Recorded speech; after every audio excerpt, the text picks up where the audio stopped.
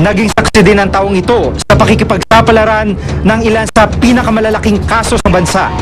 Ang ilan may kinahantungan.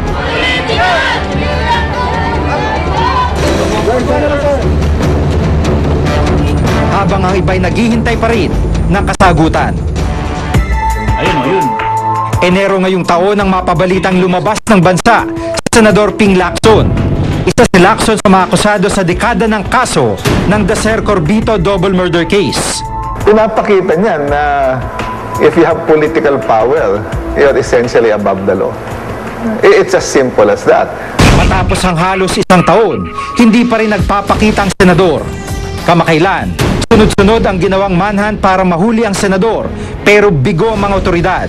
For the end time, I'll tell you, wala akong kinalaman. Whether totoo yan o hindi, pero ang tingin ko dyan, hanggat hindi na-withdraw yung kaso, ay liable siya. Ibig sabihin, dapat sangulihin, dapat harapin niya yung korte dito, at i-prove niya yung kanyang innocent.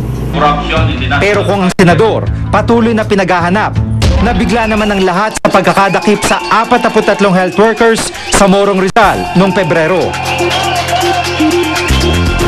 Binato ng kaliwat kanang batikos ang hindi umano makataong pagdakip sa tinaguriang Morong 43. Nakulong ang 43 health workers sa loob ng kampo ng militar. Ang problema lang, hindi nila pwedeng arestuhin yan na wala silang charges. Correct. No. They cannot keep them like that. I mean, if they cannot be charged, they must be released. And they have not been charged. Right? Ayan ang kamalian. They have to go to jail. Not with the AFP. Excuse me na lang. Sino ba yan? Sa pagluklok ni Pinoy sa pwesto, tinutukan kung ano magiging aksyon nito sa kaso ng Morong 43. I always remember that when President Cory Aquino was put into office, her first steps was really to address human rights concerns. And many people had hoped that the son would replicate the mother in doing this. And it just took a little too long. Matapos ang 10 buwan, Desyembre ngayong taon, inatasan ng Pangulo ang paglaya ng 43 health workers. Basically, babalayin sa AFP na kung gumawa kayo ng mga ganyan ulit ng operasyon sa kanyo, naayon sa batas. Natuldukan man ang kaso ng Morong 43. Ang kaso ng Maguindanao Massacre, bagamat may mga inaresto, wala pa ring tuluyang napaparusahan. Ginunita ngayong taon ang unang anibersaryo ng tinaguriang pinakamalalang election-related violent incident sa bansa, maging sa buong mundo.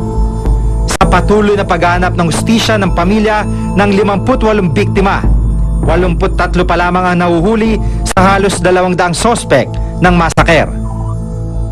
Isang taon matapos maganap, wala pa nangyayari. Hindi umuusod yung kaso. Masyadong mabagal. At sa dami ng nasasakdal at sa dami ng abogado, hindi ito masosolusyonan o madidesisyonan ng mabilis. At napakatagal. Every single day that the case drags on, delays the justice that should have been given to the victims from day one. Nananatili umanong malaking hamon ng resolusyon ng kasong ito sa nakaupong administrasyon. This is one of the test cases of the Aquino administration. Maybe this is a case that the president should exercise leadership in and, really push the Justice Department to do everything possible to make sure the case proceeds and to make sure that conviction is meted out. All there is reasonable and lingering doubt. Bago matapos ang taon, isang kontrobersyal na kasong muling gumulat sa bansa. Ibinaba ng Korte Suprema ang pinal na desisyon sa tinaguriang Trial of the Century, ang Vizconde Massacre. Acquitted ang mga akusado na pinangungunahan ni Hubert Webb. The job of the prosecution is not just to secure a conviction, it must secure a just conviction. In other words, hindi basta kailangan natin conviction. No court in the world is going to rule on innocence. The verdict is either guilty or not guilty. Period. Kasi ang tanong nila, kung hindi sila ang pumatay, so sinong pumatay? At paano yung hustisya para kay Vizconde? This court hereby finds all the principal accused guilty Matapos ang halos 2 dekada, hindi umano madaling matatanggap ng taong bayan ang naging desisyon ng kataas-taasang hukuman. In all, there is reasonable and lingering doubt on the guilt of the accused. Pero sa dalawang mukha umano ng hustisya, nakamit man daw ng isang panig ang katarungan para sa kanila. Muling naghahanap ang kabilang panig ng inakalang hustisya. Hubert Webb, 5 years, for God's sake. And then another 10 years to litigate all the way to the Supreme Court. Ang lumilitaw after the Supreme Court decision, nandun na naman tayo sa first step, na may krimen nangyari pero walang akusado o walang guilty. Ang laki ngayon ng burden sa gobyerno.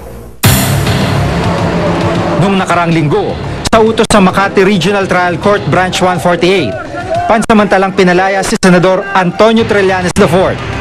Nakasuhan ng rebelyon si Trillanes dahil sa kanyang naging partisipasyon sa 2003 Oakwood Mutiny at 2007 Manila Peninsula Siege. Pero bago pa man makalaya, naaprubahan na ng Kongreso ang iginawad na amnestiya sa kanya na nakaapekto umano sa naging desisyon ng Korte. Yung question dito ng criminal na procedures ay hindi na nag-apply. The moment Congress confirms or agrees with the President dun sa amnesty proclamation, not in academic yung case. Senyales lamang daw ito ng ninanais na paghihilom sa mga hidwaan sa politika at pagkakaisa ng Administrasyong Aquino. So hindi yan usapin ng guilty o hindi guilty sa ginawa nila. Irrelevant yun sa amnesty. Actually, ang sinasabi ng amnesty, lahat ng ginawa mo nung time na nangyari yan ay absurdo ka. In the sense na hindi yan kinikilalang krimen kasi nga kiss and make up. Ang taong 2010 ay patikim pa lamang umano sa mas malalaking hamon at kalbaryo na maaaring kaharapin ng bansa.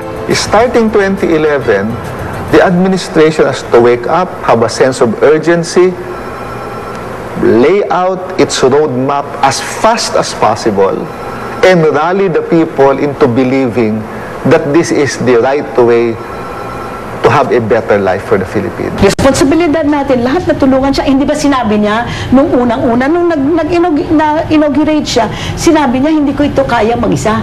Kailangan tutulungan niyo ako. Hindi ba? Tayo naman, ang dami natin sa atin, naghihintay-hintay lang. Hindi tayo talagang tumutulong.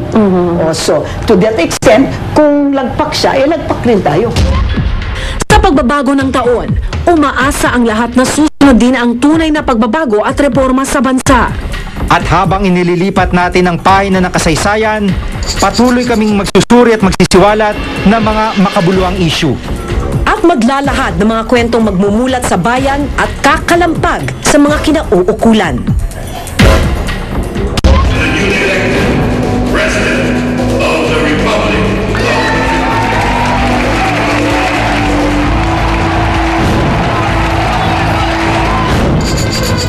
Payola recipients.